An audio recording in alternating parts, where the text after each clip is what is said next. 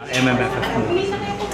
Dahil Now, Die Later, tungkol siya sa parang 5 tao na makukonekta ng isang tindahan, yung tindahan ni Santi. Tapos, doon sila makakabila ng mga bagay na tutulong na makamit yung mga pangarap nila, pero at a price. Parang selling your soul to the devil. Tapos, doon iikot-ikot yung pan.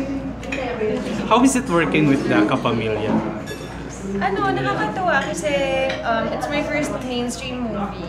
Ay, oo nga, introducing pala yung Opo. nakalagay sa Oo, poster. actually, ito yung no? unang movie ko na lalabas. So, oo nga, introducing ako.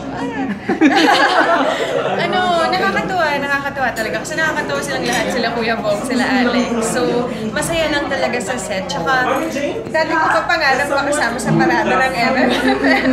So, this year, makakasama na. Andun din yung mom mo, no? Yeah, my mom is in the same room.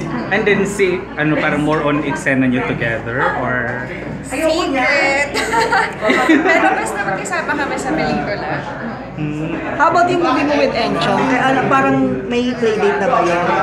Next year pa yun in March. May festival ba siya sa Salina? May festival.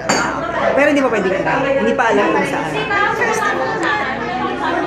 Pero anong story ba nung movie mo? Yun kasi medyo horror horror suspense. So, ibang-iba din siya sa nagawa ko.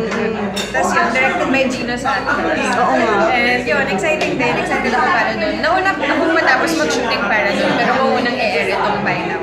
Okay. Good luck to both. Salamat.